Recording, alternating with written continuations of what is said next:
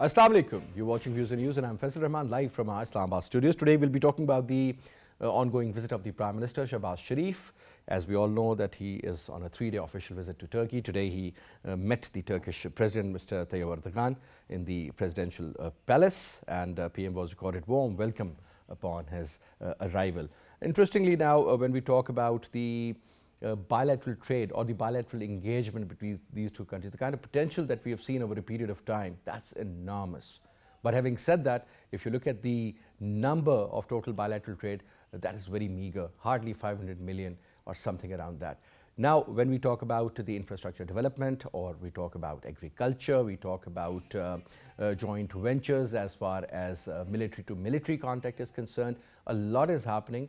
And again, as I said, that the potential is enormous, but much hasn't been done so far. So primarily, the Prime Minister is there to lubricate the process of the engagement, and on top of that, he is also looking forward to fetch some foreign investment. And he also held a meeting, a very important one, where he was in fact speaking to the non-resident Pakistanis, or as we call them, the overseas Pakistanis in Turkey.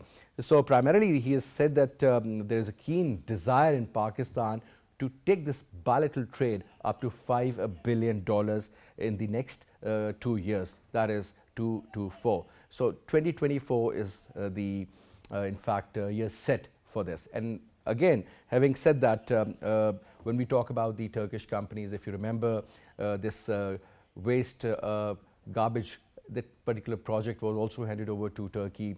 You talk about the road, the motorway that was built from Islamabad to Peshawar was also constructed by a Turkish company. Other than that, when we talk about either it's the 2010 flood or 2005 earthquake, the Turkish government has always stood by Pakistan in thick and thin, and they have always helped us. Whether it is the issue of Kashmir or you talk about the FATF problem, Turkey has again always supported Pakistan. Now, before we talk about it and I introduce you to our panelists, our production team has prepared a report. Let's watch that first.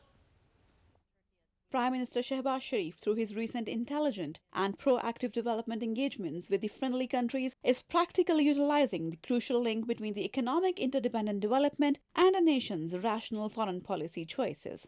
In this regard, Prime Minister Shahbaz Sharif is in Turkey for a 3-day official visit to further boost friendly ties with the brotherly country.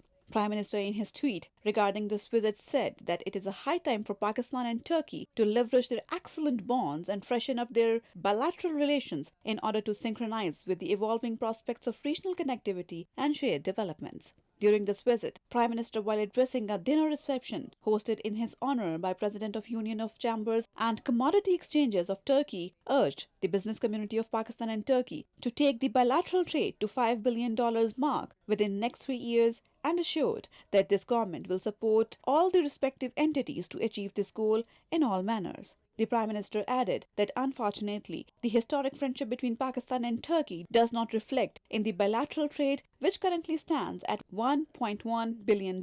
He said that the government has done away with all the impediments to business sector and urged Turkish investors to invest their capital in multiple sectors like agriculture, IT, dairy, textile and many other fields. On the other hand, Prime Minister Shahbaz Sharif, in a meeting with Foreign Minister of Republic of Turkey, highlighted the convergence between the two countries on a range of regional and international issues and stressed the need for continued close coordination.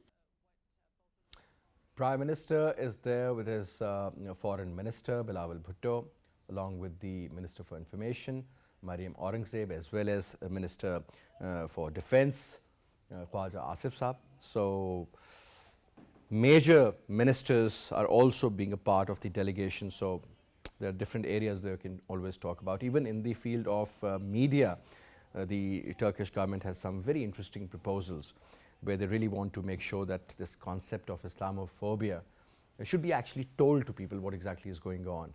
And I think that is one very important area one has to throw light on. Now, let me quickly introduce you to our panelists. We have with us in our studio on my right is Dr. Shabana Fayyaz. She is the Chairperson of Defence and Strategic Studies, Quaid-e-Azam University. Ma'am, thank you very much for your time. Thanks. And we'll also be talking to Ali Mustafa around 8:30 p.m. He's the correspondent of TRT World. that is a very known Turkish television channel. And we'll also be talking to Dr. Andrey Kortunov. He's the Director of Russian International Affairs Council. He's going to join us around 8:20. Well, let me start off from you, ma'am, Shabana, since you're somebody who is, in fact, an expert on defense and strategic studies. But having said that, ma'am, when you talk about Turkey, whether it's defense or it's strategic or it's bilateral or perhaps you may call it any sort of relationship, I think Turkey has always been with Pakistan. Whether, as I earlier mentioned, you talk about 2005 earthquake or the recognition of Pakistan 75 years ago. In fact, they are celebrating the 75th year of Pakistan is celebrating the very interesting time. The 75 years have passed, and these two countries have, they've grown together. But ma'am, one interesting aspect, now the real name of the game is economic diplomacy. I mean, Muslim Brotherhood, that is a great concept, but I think a little obsolete now. But when you talk about economic and you talk about trade, even countries like China and America, despite all odds, they are still doing a lot of trade, highest trade partners. You talk about, for that matter, India or China, they are still looking at increasing their exports and their bilateral trade, and so many joint ventures are also being conducted. But ma'am, when you talk about the neighbors of Pakistan, for example, Iran, ma'am, the overall bilateral trade is less than $1 billion. You talk about Afghanistan, $2 to $2.5 billion is the official documented figure, but I'm sure the smuggling is much more than that. So the case is with India. Yes, China, we are still hovering around $16-17 billion, but majority of the import is there coming in from China. But ma'am, a country like Turkey, which has shown such a, I would say, a great progress during the last 20-25 years. I still remember their exports were much lower than Pakistan. But ma'am, now, if you look at them, whether it's the field of agriculture, or you talk about defense, or you talk about industry, you name it, and they are there. Even in the export of olives, they are at par with the Italians and the Spanish. Ma'am, why couldn't we develop that kind of an economic engagement when Mr. Erdogan was there for such a long time, and he's like this with Pakistan, no matter which government is in power in Pakistan? Ma'am, your take. Mr. Faisal, you have answered partly. Part of your questions are locked. But I would like to add few points here. That Pakistan and Turkey relations are weather-friendly relations, and as you have rightly mentioned, irrespective of the change of political governments or the setups, the relations have continued. And I think that is the best takeaway of this relationship, that no matter who is in power politically or whatever is going on internally or external pressures, the relations have stood the test of time. And specifically, there are some very positive openings, specifically from Pakistan point of view, regarding FATF. The Turkey was one of the countries that stood in favor of Pakistan, and even very close friends shied away. So that is something very important. And whether or how we can learn from Turkey, I think it is a mutually reinforcing equation. Pakistan relationship with Turkey is multifold. And yes, you are right, on trade side we are not that much good.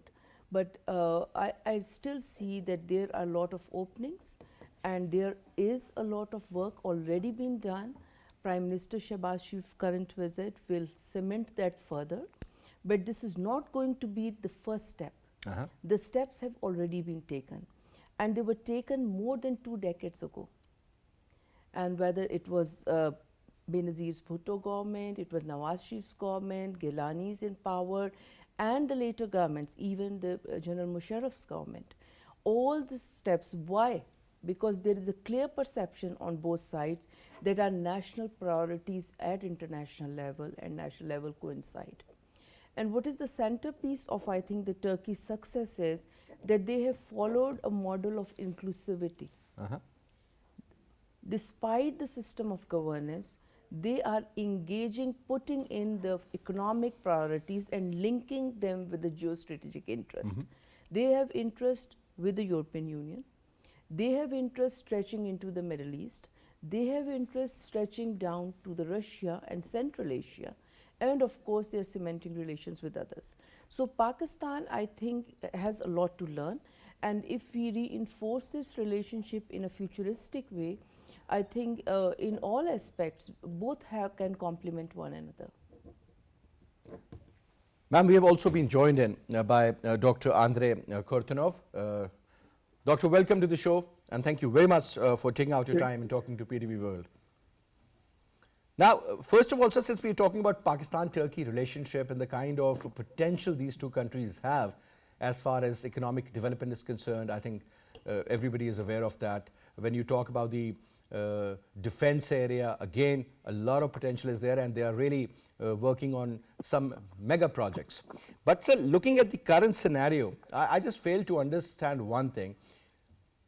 On one side, Turkey, I remember when they shot down the Russian jet, and immediately there was a lot of reaction seen by the Putin government. And what happened at the end of the day, that tourism was stopped. That was worth $10 billion at that time. A lot of people of Turkey, they're working in Russia, so people were talking about sending them back. So the remittances, again, was something of prime concern for the Turkish government. And on top, the kind of support they were expecting from the NATO countries, and in particular from America, they did not get that. And it seemed as if Turkey has been left alone. And then Mr. Erdogan was in power, there was this coup. And if you remember, again, the Americans were blamed for that by the Turkish. And I remember a lot of people died, but that was a failed attempt. But what my question now is, sir, on one side, Turkey is buying S-400 from the Russians against all odds. Obviously, it's a NATO member, but not an EU member. And now we hear that Turkish drones are given to the Ukrainians. Obviously, they call it for the defense purposes, but Russia is facing the heat, in fact. Now, sir, tell us about the diplomatic engagement between Turkey and Russia in the current perspective. What's going on in Europe? Well, thank you for the question. First of all, we should recognize that this is a very complex and somewhat controversial relationship. Indeed, there are elements of cooperation, competition, and even direct confrontation between Moscow and Ankara. On the one hand, the two countries have a rather extensive economic links to each other. For instance, Russia and Turkey are working hand in hand on many energy projects, ranging from the gas pipelines to the nuclear power stations to be built by Russia in Turkey. So there is this dimension which is important for the two sides. There is a major inflow of Russian tourists to Turkey. Every year, there are literally millions of people who go to Turkish coastlines for vacations. There are many mixed marriages between Russia and Turkey, and a large Russian diaspora in Turkey. But if you take most of regional questions, Russia and Turkey find themselves on the opposite sides of the barricade. You take Syria, and clear enough, there are disagreements on Idlib, on many other issues related to the future of the Bashar Assad leadership in Syria. Turkey and Russia can hardly agree on Libya. They compete with each other to some extent, at least in South Caucasus. And of course, they do not have a common view on what is going on in Ukraine. Turkey has never recognized the Russian appropriation of the Crimean Peninsula because there are many descendants of Crimean Tatars who live in Turkey, and of course it's an important political power in the country. However, having said that, let me conclude that Putin and Erdogan as two leaders have many common features. Both are strong, both are opposed to the West, both try to promote traditional values and to promote religious renaissance in their country. So they can agree to disagree, and usually they find ways to avoid a direct confrontation, though sometimes they have crises between the two countries and sometimes these crises are becoming quite dangerous. All right, Mr. Andrey, there is a problem as far as your voice is concerned. I'll just request my production team to get connected again with you on the telephone. So I'm so sorry for the inconvenience. But ma'am, again, a very important issue that is about the Turkish engagement. We talk about geopolitics. We talk about geoeconomics. Ma'am, European Union, I think, is one of the best example from geopolitics to geoeconomics. Ma'am, you talk about Turkey, they have issues with Syria, they have issues in Libya, with the Egyptians. Again, when the regime was changed in Libya, you talk about Cyprus, you talk about Greece, you talk about Russia. So their stance is very clear. Even when it comes to issues like Kashmir or Palestine, they have a very, very clear-cut stance on those as well. So they have never backed out. I mean, this is their state policy. Ma'am, but looking at the current scenario where the Turkish economy is, I won't use the word going down the drain, but you know, it's really melting. It's eroding over a period of time. Look at where lira is, it has lost around 30%. You talk about inflation in Turkey, that is highest ever at the moment. People are now, much reluctant to sort of spend, which they used to, or they were used to of that. Now they're more into savings mode. Ma'am, this geopolitics issue, I mean, they are a member of NATO because they have the biggest army, but not a member of EU. Countries like Finland or Sweden, for that matter, they're members of European Union, but they're not members of NATO. Ma'am, what is this interesting mix all about? Well, it is a very, very layered and complex situation where Turkey has found itself. And I think if you look at Pakistan, we are in the same gambit as well. There's a lot of similarity. On the regional construct, on the geostrategic construct, on the geoeconomic compulsions, on the international political compulsions, economic conditions. So countries, but Turkey is in a way, I feel, is in a bit better position than a level playing field as compared to Pakistan. Why I am saying it? Because I feel Pakistan having its neighbor on fire in Afghanistan has taken a toll on us, economically, politically, socially. Post 9/11 especially. No, even before that. Yeah, even Russians were there, yes. It's nothing bad that war happens, there are goods and bads. But the fact is that the neighbors have to bear the cost of it. What we are bearing today is not only the making of 10 or 20 years, there's more to do. And same applies to the others. Now, I was in Turkey for a brief education visit in 2017 and other visit, and there were Turkish movements going into the Syrian borders. And Pakistan was very clear on that. It is because the Turkish stand was simply, and I think they are justified, to secure their borders, the people who are coming into it and those who are going towards that side. So they moved into that, secured that lines and came back. So there is another, the world was again, as you asked the Russian friend here, that they were rejecting and things like that. Where the national priorities come up, you have to be very clear. What are your red lines? And I think that Turkey has managed to do that, and so has Pakistan. I really feel that we are very clear on our stand on Kashmir, we are very clear on our stand on Palestine, and so far on nuclear issues and even on Afghanistan. Why? Because there is only one line, I deduce from my researches, that you should not be taking or looking after the interest of all others at the expense of yours. Absolutely, but that's the punchline. The human interest have to be stayed. So Pakistan has tried to balance that. So yes, an interesting point you have raised, that Turkey being not in EU, but in NATO. So this really is a classic dilemma of a geostrategic and a geoeconomic combination. They always wanted to be in EU. Oh yes. They have loads of, it's half European identified nation. But because of their economic issues, so far they have not been able to get into it, but they are the very major trading partners there. So this is something, a good lesson to learn. Plus the labor they provide to the entire Europe. Exactly.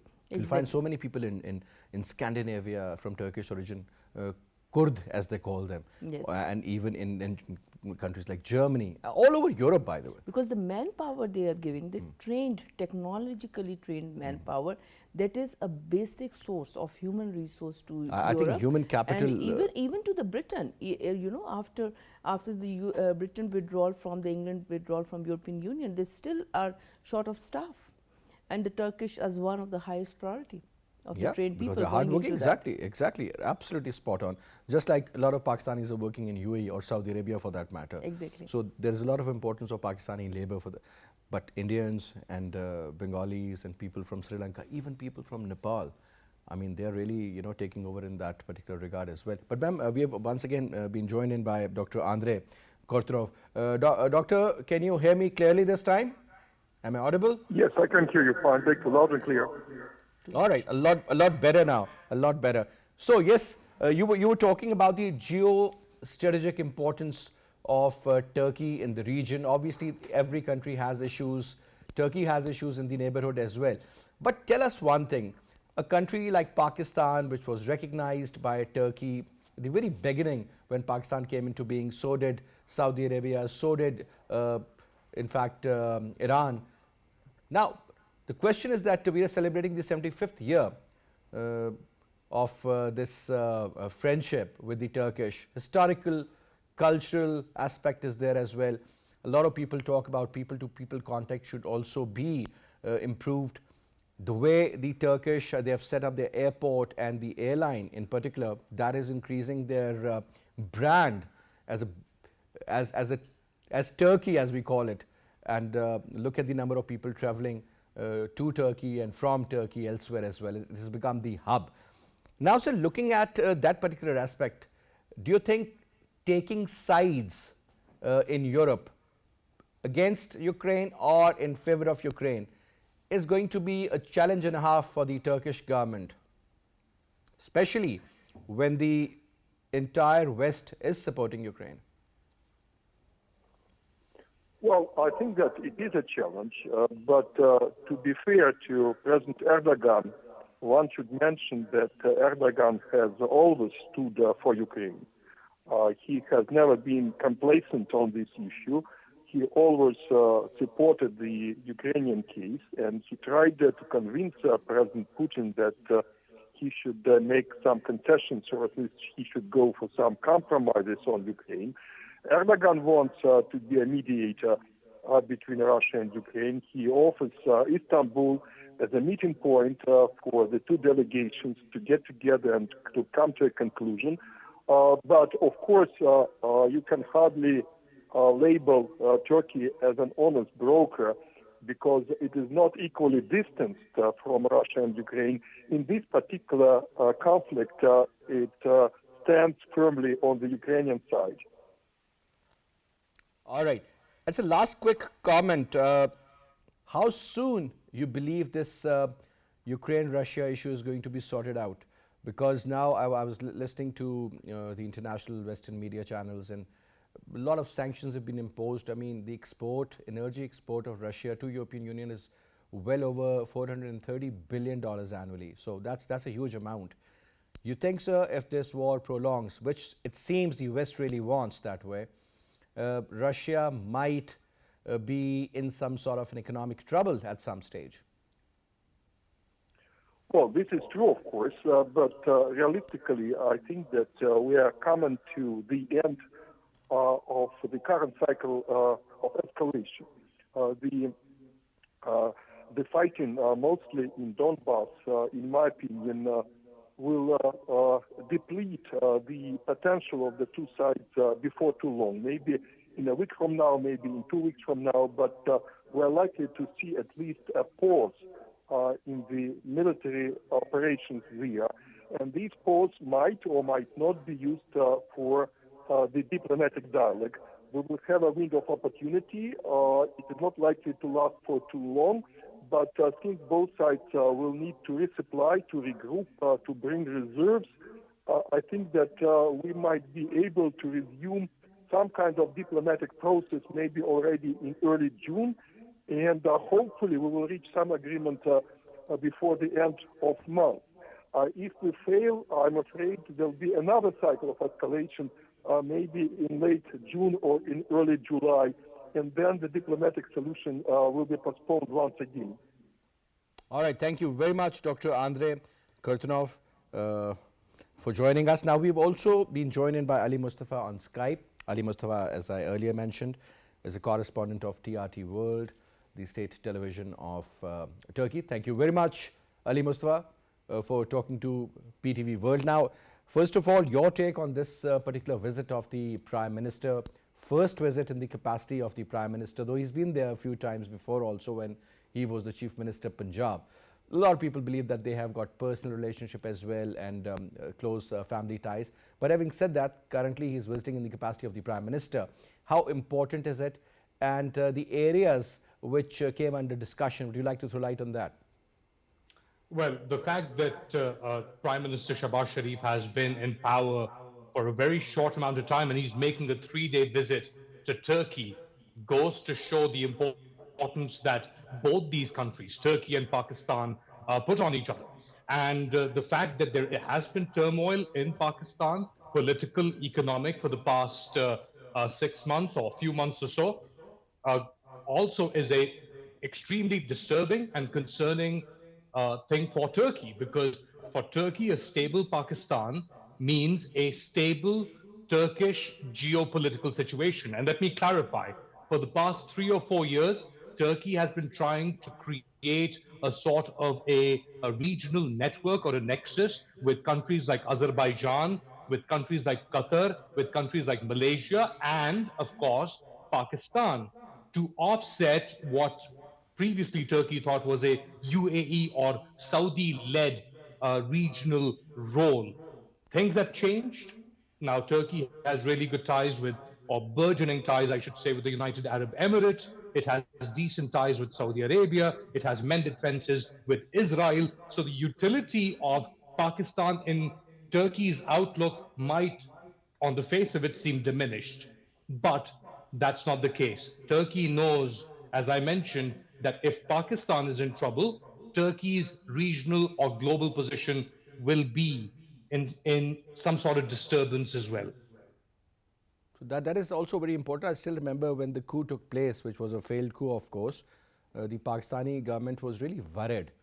But it seems that Mr. Erdogan isn't very well, you know, sort of conceived, especially in the United States of America. Now, my point is that whenever the regime change takes place, obviously the Western world is involved. I mean, that's a very clear fact. But what I'm saying is now that Erdogan Saab historically has been there for a very long time, and what all development that we see currently taking place in that region is, I would say, the credit goes to this man, because he has been the pillar of strength for the Turkish nation. He has some very set rules which he follows religiously, and the result is right in front of you. What do we need to learn from Turkey? Because I remember there was a time when our exports were much more than that of Turkey, and now they're hovering around 200 billion plus. We are still stuck at 30. And now the Prime Minister is there to increase the bilateral trade. So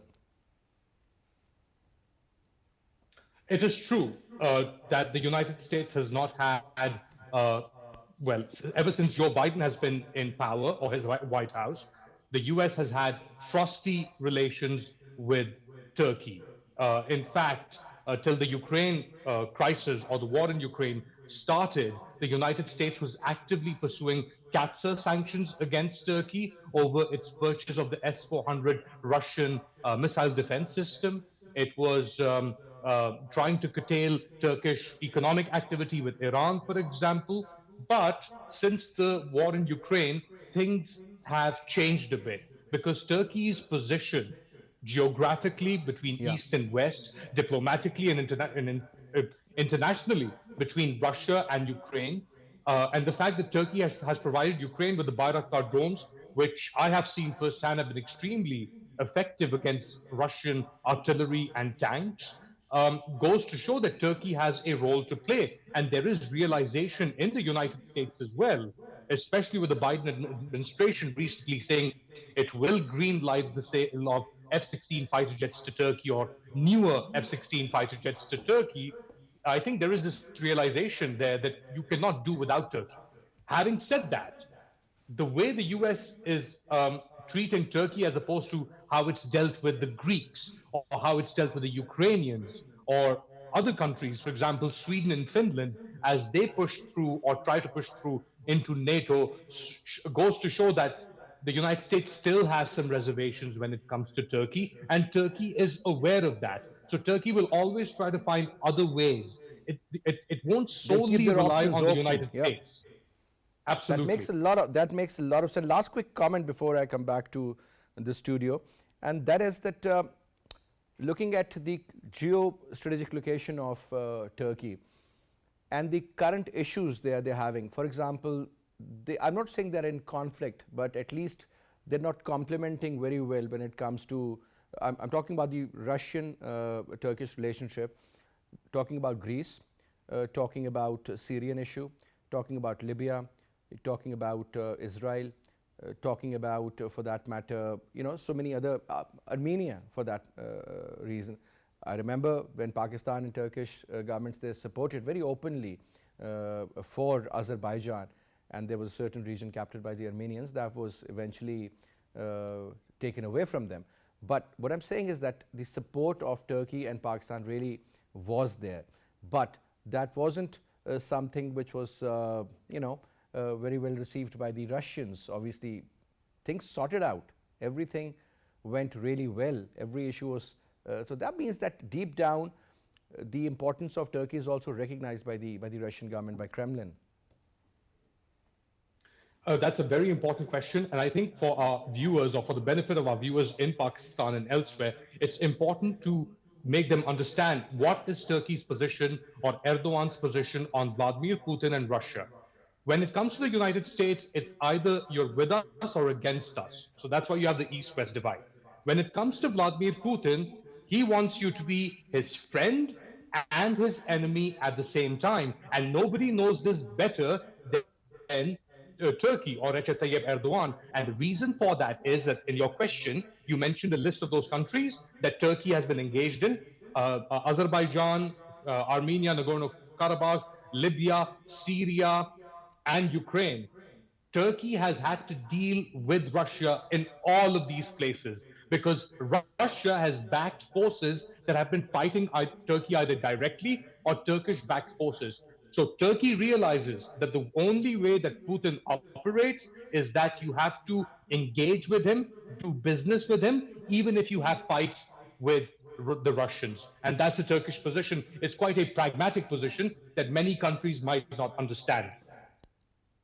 All right. Thank you very much for your comments, Ali Mustafa, on this particular point. But I'm coming to you now.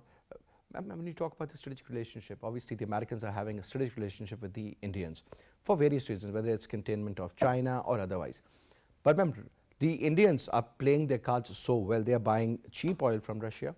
They have bought S-400 system from Russia.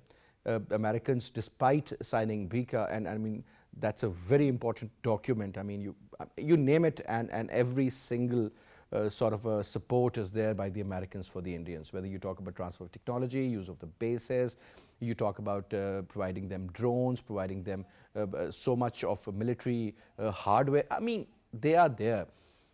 But ma'am, at the same time, their engagement with the Russians, their engagement with the Chinese is still there, despite all odds.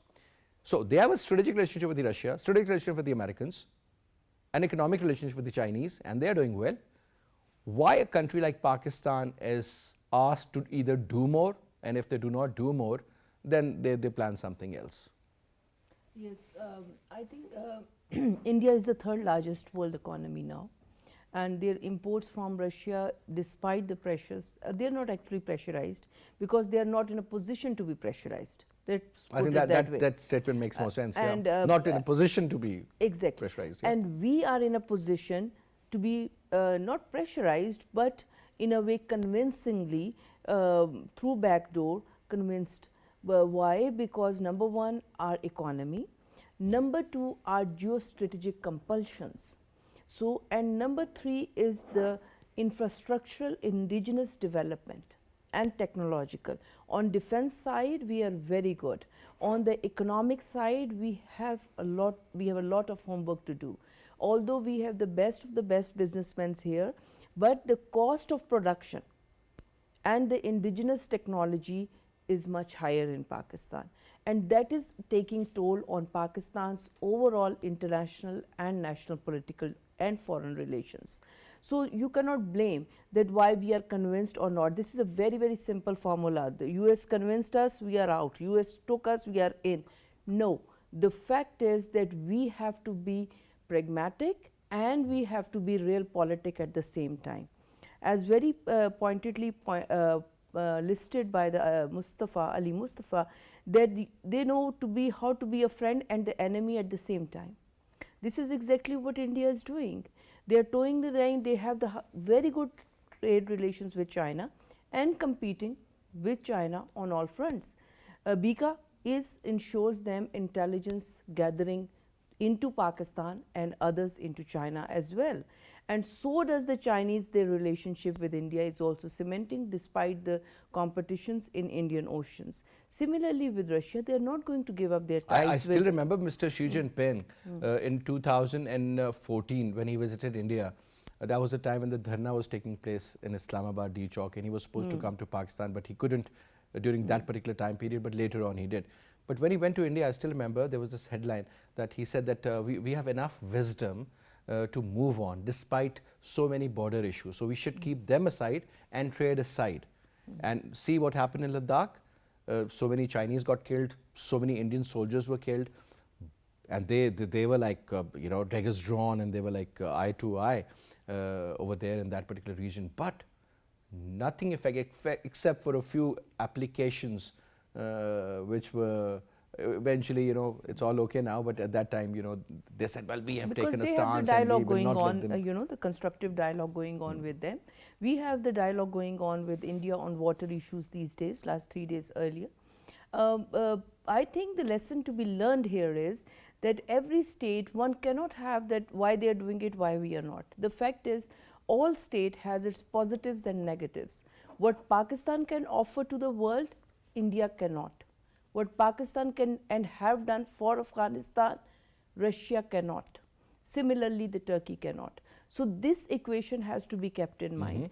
And of course, the other important point I think we need to understand is that Pakistan's prism of national security is very indigenous.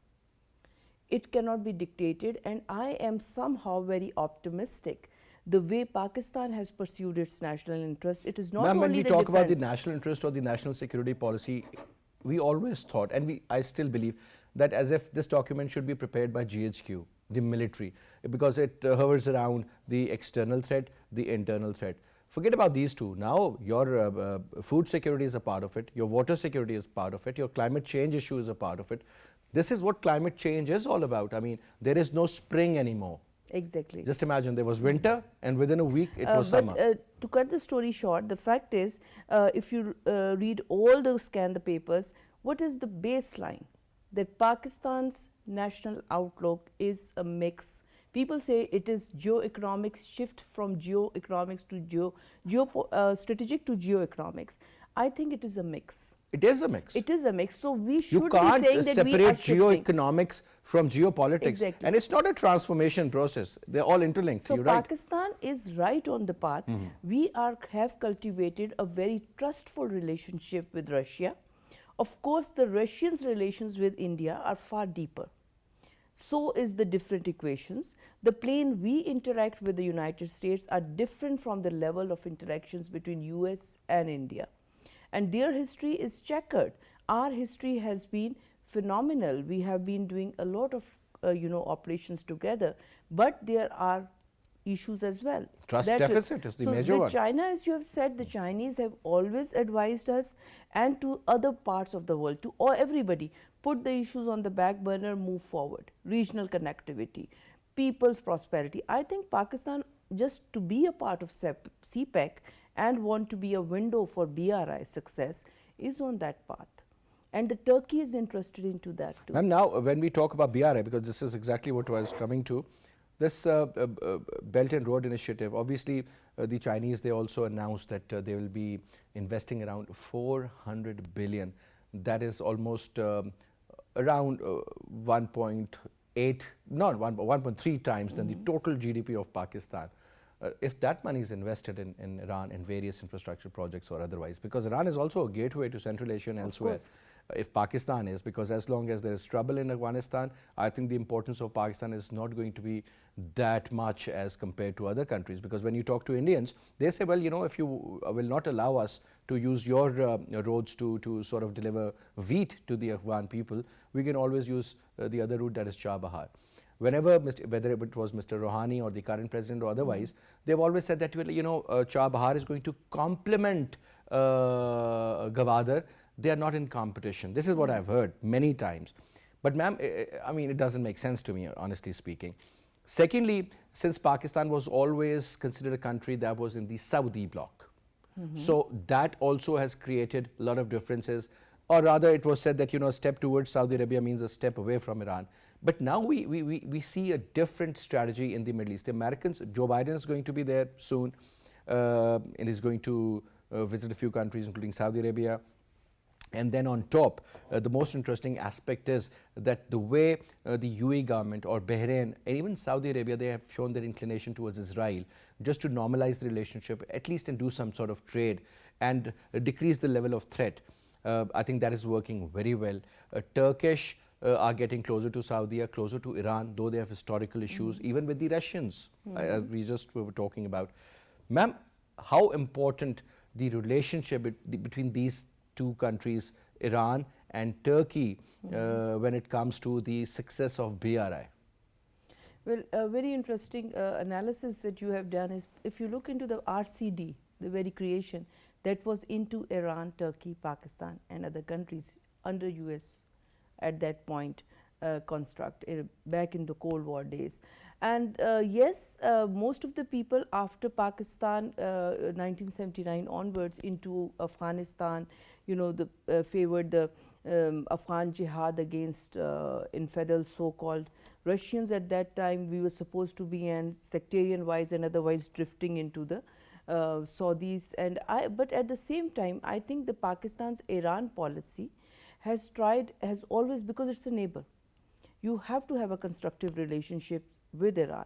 And Pakistan and Iran has border management issues, and there have been excellent rapprochement going on between Iran and Pakistan, if you read into their history, because the way the sectarian, and it's a positive pilgrimage of our Shia brothers who go and others into the Iran and Iraq and otherwise, and the way they are provided security and into deep that. So that is very much on the cards. Coming into the Iranian-Pakistan trade is there, but of course it is limited. But as you have mentioned, the irregular trade, even the smuggling of the oil and the fruits and everything. These oil prices, they've been increased by ₹30. They'll further be increased in the near future.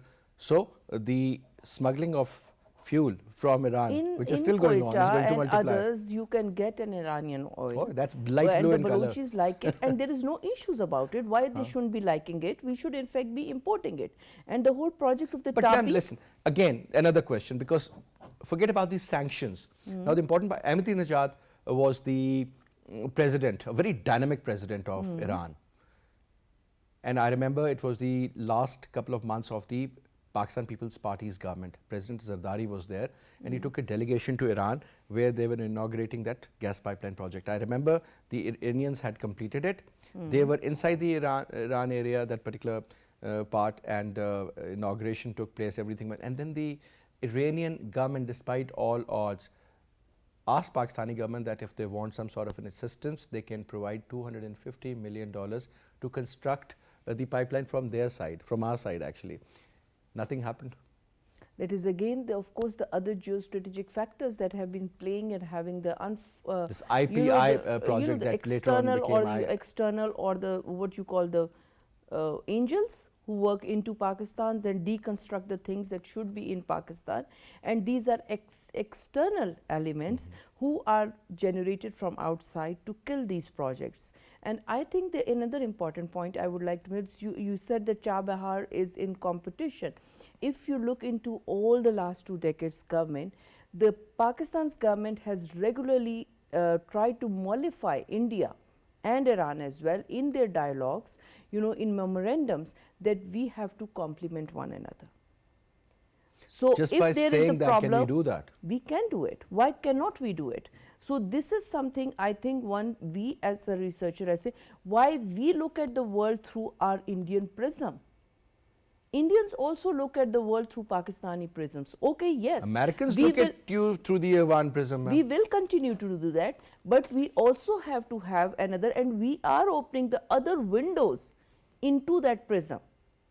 And if that is not opened, the losers will be the people of Pakistan, and the future will be that. And I think there are lot of layers of relationships that exist between Iranian people's relationship with the Pakistani people is very strong, irrespective of Shia-Sunni divide. The food and cultural exchanges and others. So there's a common brotherhood feature.